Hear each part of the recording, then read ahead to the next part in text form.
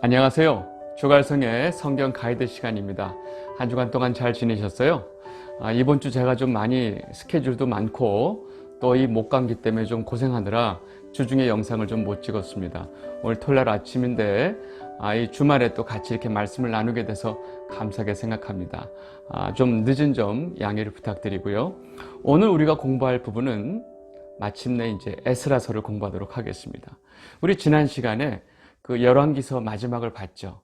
마지막에 결국 그 남유다가 멸망하는 장면을 봤어요. 여러분, 그 성경이 말하는 그 역사서 열왕기서는요, 사실은 어떤 그 역사를 바라보는 관점이 일반 관점이 아니에요. 선지자적인 관점에서 모든 것을 기술합니다. 무슨 말이냐면 그 남유다가 그렇게 멸망한 이유가 뭐냐를 성경이 설명하는 관점이 바로 뭐냐면 그 당시의 어떤 국제 정세 속에서 그 남유다가 정치를 잘못했거나 혹은 또 외교적인 능력이 부족했거나 어떤 강대국 사이에서 힘이 부족해서 어쩔 수 없이 그렇게 멸망했다, 이런 얘기를 하는 게 아니에요. 여러분, 성경이 말하고 있는 그 남유다의 멸망 이유가 뭐죠? 여러분, 성경이 이야기하고 있는 건 뭐냐면 오로지 딱 하나예요. 하나님의 백성으로서 하나님의 명령을 무시했죠. 그리고 하나님의 율법을 버리고 하나님이 하지 말라는 온갖 우상을 섬기고 결국 그게 뭐예요? 하나님을 떠나서 죄를 지은 결과가 바로 이 남유다의 멸망의 원인이었다는 것을 이 열왕기서가 아주 분명하게 말을 하고 있다는 것입니다. 여러분, 에덴 동산, 하나님이 인간에게 허락하신 가장 좋았던 그 에덴 동산에서 아담과 하와가 왜 쫓겨났어요? 하나님의 명령을 무시하고 죄를 지어서 에덴 동산에서 쫓겨났죠. 똑같이 하나님이 준비하신 그 약속의 땅에 들어와서 살던 이 이스라엘 민족이 하나님이 주신 율법과 규례를 무시하고 결국 하나님을 거부하고 거기서 또 이 우상신을 섬기면서 죄를 지어서 그 약속의 땅에서 쫓겨난 이 이야기가 다시 한번 반복되고 있는 것입니다. 여러분, 그 바벨론이 와서 그 남유다를 완전히 아작을 내기 전에 사실은 1차, 2차, 3차에 걸쳐서 공격이 들어오는데, 물론 몇 년간의 그 시간의 터울이지만 올 때마다 공격해서 들어와서 이 남유다의 백성들, 그 귀인들을 다 빼가지고 가서 포로를 끌고 가요. 두 번째도 와서 끌고 가고, 세 번째 와서 또 끌고 가고, 그리고 남아있는 모든 성벽 사람들 다 죽여버리는 거죠. 사실은 이 상황을 가만히 보면 바벨론의 칼날에 의해서 사실은 죽임을 당하기 전에 필요한 사람들은 바벨론이 다 포로의 형태로 다 빼돌리는 거예요. 여러분, 사실은 그래서 이 남유다의 중요한 뿌리들은 다 어디로 옮겨지냐면 바벨론으로 옮겨지는 거예요. 그래서 이 남유다, 이 이스라엘에서, 예루살렘에서 쫓겨나서 이 바벨론의 포로 생활이 시작이 되는 거죠. 그래서 이 이스라엘의 역사는 이렇게 열왕기서로 끝나면서 어떤 역사가 펼쳐지냐면 바로 이 바벨론 포로의 역사가 시작이 됩니다. 여러분, 그 포로 중에 우리가 잘 아는 다니엘도 있고요, 에스겔도 있고요.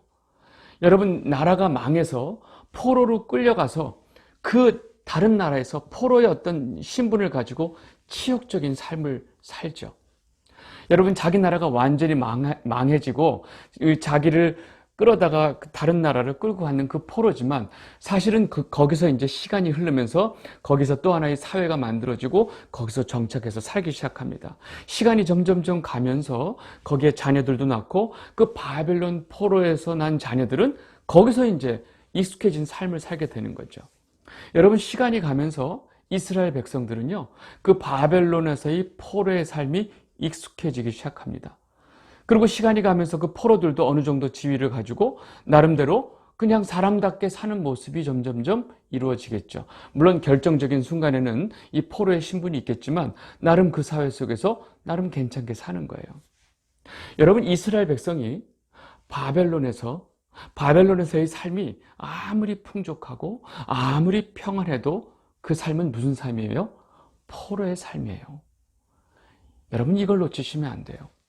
여러분, 성도가 이 땅에서 아무리 풍족하고 아무리 편안하고 아무리 떵떵거리고 산다 한들 여러분, 그 삶은요, 이 땅에서 성도의 삶은 우리는 마치 나그네의 삶이다라는 것을 잊으시면 안 됩니다.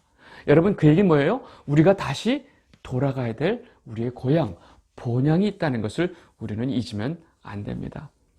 여러분, 성도는요, 이 땅에 여기가 좋사오니가 아니고 우리가 가야 할 그 곳, 본향, 천국을 항상 소망하면서 사는 자들이 바로 성도입니다. 여러분, 이스라엘 백성들이 이렇게 바벨론 포로로 끌려가서 시간이 흘렀어요. 그러면서 점점 자신들의 어떤 민족의 어떤 그 아이덴티티, 정체성에 대해서 혼란을 겪기 시작했죠. 여러분 아시다시피 당시에 그 다니엘은요, 이 그 바벨론 왕조 안에 굉장히 중요한 어떤 정치적으로 중요한 위치에서 일을 하고 있었어요. 모든 사람들이 우리 민족은 하나님이 버렸다. 우리는 이제 끝장났구나. 우리는 이제 바벨론에서 이렇게 살다가 우리는 끝났나 보다. 왜 하나님이 우리를 버리셨을까? 막 이런 토로를 하고 있었죠. 근데 사실 이 바벨론의 이 포로 생활은요, 하나님께서 이미 예레미야를 통해서 너희들의 이 포로 생활은 70년이 될 것이다 라고 미리 예언을 하셨다는 거예요. 예레미야 25장 11절에서 12절 보겠습니다. 이 모든 땅이 폐허가 되어 놀랄 일이 될 것이며 이 민족들은 70년 동안 바벨론의 왕을 섬기리라. 여호와의 말씀이니라. 70년이 끝나면 내가 바벨론의 왕과 그의 나라와 갈대아인의 땅을 그 죄악으로 말미암아 벌하여 영원히 폐허가 되게 하되. 여러분, 예레미야는 이 남유다가 멸망하기 전부터 이스라엘 백성들에게, 남유다 백성들에게 끊임없이 하나님의 말씀을 전했던 선지자예요. 결국 예레미야 눈으로 그 멸망하는 것을 다 보게 되죠. 멸망하기 전에 이미 예레미야를 통해서 하나님께서 지금 이 나라는 이제 바벨론에 의해서 다 끝장이 날 거고 바벨론을 섬기게 되는 그 포로 생활을 하게 될 것이다. 근데 그 기간은 내가 70년을 둘 것이다 라고 예레미야에게 말씀하신 거예요. 이미 포로 생활이 시작돼서 시간이 흐른 다음에 다니엘이 그 민족과 하나님과 여러 가지 우리의 죄악으로 인해서 우리가 이렇게 하나님 앞에 포로의 생활을 살고 있는 것이 언제까지일까 하고 간절히 기도하던 중에 다니엘이 마침내 예레미야서에서 이 부분을 찾게 돼요. 그래서 우리가 이렇게 바벨론에서 포로로 사는 것은 하나님이 이미 정한 날수가 있었구나. 70년의 날수가 있었구나라는 것을 깨닫죠. 다니엘서 9장 2절을 보겠습니다.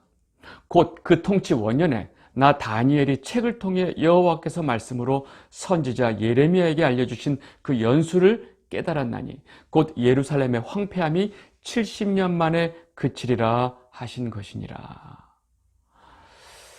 여러분, 하나님의 계획은요, 이미 내가 너희들을 70년 동안 바벨론 포로 생활을 할 거야 라고 이미 예언을 하셨어요. 여러분, 이것을 이제 다니엘도 깨달았죠. 여러분, 하나님의 이런 계획은요, 아주 한치의 오차도 없이 완벽하게 실행이 되죠.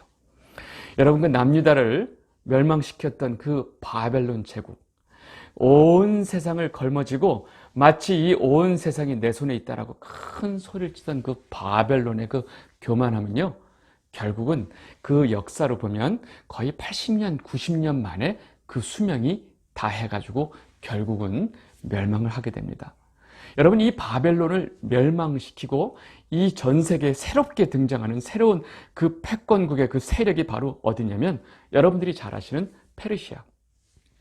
처음에는 페르시아가 형성이 될 때 메대와 페르시아가 합해서 메대 페르시아죠. 근데 나중에 이제 메대가 없어지고 이제 페르시아가 되는데, 여러분, 페르시아, 성경에서는 이것을 바사, 페르시아, 퍼시아, 바사, 이렇게 성경에서는 바사라는 이름으로 쓰는데, 이 페르시아가 결국은 힘이 생기면서 이 바벨론을 무찌르죠. 여러분, 다니엘서에 이 장면이 나와 있어요. 마지막 그 벨사살 왕이 성전 기명에, 즉 이 예루살렘에서 그 성전에서 가져왔던 그 기명에 막 은잔, 금잔 꺼내다가 막 술 마시다가 결국 그 술 마시고 잔치를 벌이고 있는 중에 벽에다가 하나님의 손이 나서 이렇게 글씨 쓰는 그 장면이 있습니다. 여러분, 그것이 바벨론의 끝장이 나는 장면이에요. 그 순간에 이 바사, 페르시아의 고레스가 침투에 들어와서 그날부로 사실은 그 바벨론의 역사는 그것으로 끝이 납니다. 그래서 이 바벨론의 역사는요, 결국은 하나님이 또 다른 힘을 주신 이 페르시아에 의해서 멸망하게 되죠. 그래서 멸망하게 되면서 결국은 바벨론이 끝장이 나고 이 전 세계를 다시 누가 잡냐? 페르시아가 힘을 갖게 되죠. 근데 이 페르시아, 바사란 나라는 뭔가 정책이 달라요. 그러면서 이 와중에 이 포로로 살고 있었던 이 이스라엘 백성들이 다시 예루살렘으로 가게 되는 사건이 벌어집니다. 여러분, 그래서 이 바벨론에서 다시 나와서 고향으로 가게 되는, 예루살렘으로 가게 되는 탈바벨론의 역사가 시작이 되죠. 여러분, 이것이 이제 오늘서부터 공부하게 될 에스라서의 내용입니다. 그래서 이 에스라서의 제일 첫 번째가 바로 뭐냐면, 이 페르시아의 첫 번째, 다리오 왕이 있었는데 이제 형식이었고요. 사실 실제적으로 제일 첫 번째 왕이었던 고레스 왕이 이 모든 유대 민족을 예루살렘으로 돌려보내는 칙령을 내립니다. 역사 속에 보면 이 고레스란 왕의 이름이 키루스 2세라고 되어 있는데, 키루스 대왕, 성경에서는 고레스라고 그러죠. 이 고레스가 사실은 이 유대 민족을 다시 고향으로 돌려보냅니다. 이것이 여러분들이 잘 아는 고레스 칙령입니다. 그래서 이 고레스는요, 자기가 점령한 이 모든 나라의 그 원래 민족들을 굉장히 부드럽게 다뤄요. 그리고 자신 민족이 가지고 있는 종교를 다시 다 갖게끔 하죠. 종교에 대해서 자유를 주는 거죠. 그리고 뭔가 다른 데서 이주시켰던, 왜 아수르하고 바벨론은 자꾸 그쪽에서 사람을 데려왔는데 이 바사, 페르시아는요, 다시 원래 고향으로 돌려보내는 정책을 씁니다. 그래서 이것이 결국 이스라엘 백성들이 다시 고향으로 돌아가게 되는 계기가 되는 거죠. 그래서 이제 에스라 1장 1절에서 4절을 보시면 이 고레스 왕의 그 고레스 칙령이 나와 있습니다. 한번 보겠습니다. 에스라 1장 1절에서 4절 말씀입니다. 바사왕 고레스 원년에 여호와께서 예레미야의 입을 통해서 하신 말씀을 이루게 하시려고 바사왕 고레스의 마음을 감동시키시매 그가 온 나라에 공포도 하고 조서도 내려 이르되 바사왕 고레스는 말하노니 하늘의 하나님 여호와께서 세상 모든 나라를 내게 주셨고 나에게 명령하사 유다 예루살렘의 성전을 건축하라 하셨나니 이스라엘의 하나님은 참 신이시라. 너희 중에 그의 백성 된 자는 다 유다 예루살렘으로 올라가서 이스라엘의 하나님 여호와의 성전을 건축하라. 그는 예루살렘에 계신 하나님이시라. 그 남아있는 백성이 어느 곳에 머물러 살든지 그곳 사람들이 마땅히 은과 금과 그 밖에 물건과 짐승으로 도와주고 그 외에도 예루살렘에 세울 하나님의 성전을 위하여 예물을 기쁘게 드릴지니라 하였더라. 여러분, 어떻게 이런 일이 일어날 수 있을까요? 전 세계를 장악했던 그 페르시아의 황제 고레스가 이런 칙령을 내리는 거예요. 여러분, 지금 이 고레스의 칙령을 통해서 여러분들 뭘 느끼셨어요?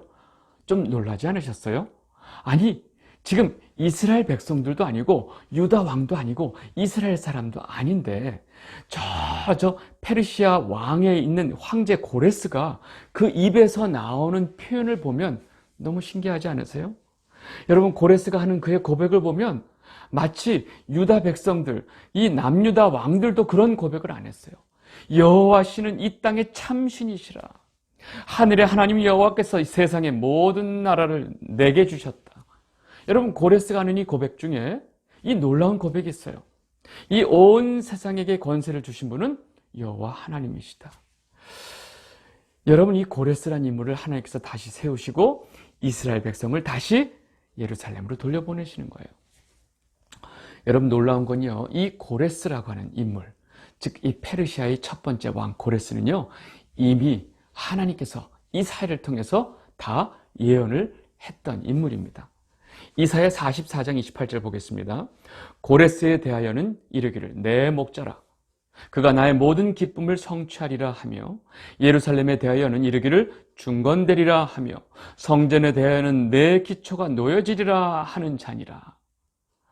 여러분, 지금 이사야가 이미 나중에 고레스가 이렇게 이스라엘 백성들을 다시 고향으로 돌려보내서 그 여호와 하나님의 성전을 건축하라 칙령을 내린 이 사건을 미리 다 이야기를 하고 있었던 거죠. 그래서 이 고레스 칙령으로 유대인들이 70년 만에 포로 생활을 마치고 고향으로 돌아와서 성전을 건축하게 될 수 있던 이 모든 기초가, 이것이 바로 이미 이사야 선지자의 예언 속에 있었다는 거예요. 그리고 이 고레스란 인물이 앞으로 온 세상을 정복할 인물이라는 것도 이사야 선지자가 이미 말을 했습니다. 이사야 45장 1절 보겠습니다. 여호와께서 그의 기름 부음을 받은 고레스에게 이같이 말씀하시되 내가 그의 오른손을 붙들고 그 앞에 열국을 항복하게 하며 내가 왕대의 허리를 풀어 그 앞에 문들을 열고 성문들이 닫히지 못하게 하리라. 여러분, 지금 이사야가 이미 고레스가 이 70년의 바벨론 포로 생활이 끝난 다음에 어떻게 할지를 이미 이사야가 다 얘기했어요. 여러분, 잠깐 기억해 보세요. 이사야 선지자가 활동하던 시대가 언제였죠? 유다 왕 그 히스기야 왕 때 이사야가 활동했죠. 여러분, 그때가 주전 거의 720년경이었어요. 그러면 지금 고레스가 페르시아 왕이 되고 이 바사 왕이 되고 지금 이 바벨론을 점령하고 그 다음에 이 고레스가 이 유다 백성들에게 칙령을 내리는 이 순간이 이 주전 538년이에요. 그렇다면 기원전 720년에 이미 이사야가 예언을 했고 지금 기원전 538년에 고레스 칙령이 내려지는 거예요. 그럼 이 시차가 여러분 거의 200년 전에 이사야가 이미 이것을 예언을 한 거예요. 누굴 통해서? 하나님이 이사야의 입을 통해서 한 거죠. 여러분, 이 고레스란 인물이 이미 200년 전에 이사야 선지자의 입을 통해서 예언이 됐다고 하는 것은 이 이스라엘의 모든 역사가 하나님 계획 아래 있었고 이 온 세상의 이 패권들의 움직임과 바벨론이 때가 돼서 멸망하고 이 페르시아라는 나라가 갑자기 일어나서 전 세계를 패권국으로서 페르시아가 장악하게 되는 이 모든 역사가 어떻다는 거예요? 바로 하나님 계획 아래, 하나님 손에 안에 있다는 이야기죠. 여러분, 지금 여러분 무슨 생각하고 계세요? 여러분, 이 인류 역사에 이 아담과 하와의 그 에덴 동산서부터 시작된 모든 인류의 역사는요, 한 번도 하나님 손에서 벗어난 적이 없어요. 왜요? 이 땅을 하나님께서 만드셨고 이 세상의 모든 움직임을 하나님께서 주관하고 계세요. 여러분, 우리가 한번 자꾸 놓치는 게 뭐냐면 이런 정치적인 역사 속에 하나님의 손길이 있다는 얘기는 놀래요. 왜요? 그 신기하다는 거예요. 여러분, 그러면 여러분들이 매일 아침 일어났을 때 그 밝은 해가 뜨는 것은 누가 그걸 하시는 건지 모르시겠어요? 매일 아침마다 해가 여러분 인류 역사 이후로 지금 몇 천 년이 지났지만 아침마다 해가 한 번도 안 뜬 적이 없어요. 여러분, 인류 역사 속에 아침에 해가 안 뜬 적이 없다고요.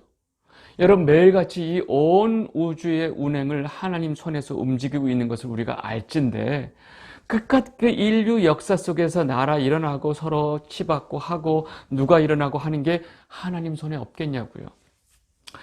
여러분, 이렇게 세상의 모든 역사와 권세자들, 이 역사의 모든 흐름이 하나님 손에 있다는 것을 여러분 아시겠죠? 여러분, 그러면 여러분 지금 이 순간은 어떨까요?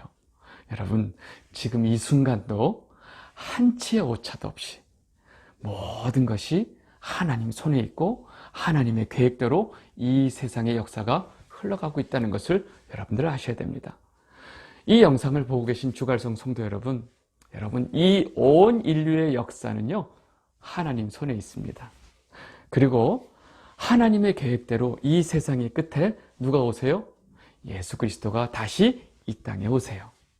여러분, 그래서 요한계시록 맨 마지막에 주 예수여 어서 오시옵소서 마라나타, 그 고백이 모든 성도의 고백이 되어야 하는 것입니다. 여러분, 우리의 삶이 여기서 끝나는 것이 아니에요. 여러분, 우리의 소망과 우리의 희망이 어디 있어야 되는지를 여러분 잊지 마시고요. 지금 이 순간도 온 세상이 하나님 손에 있다는 것을 꼭 잊지 마시기 바랍니다.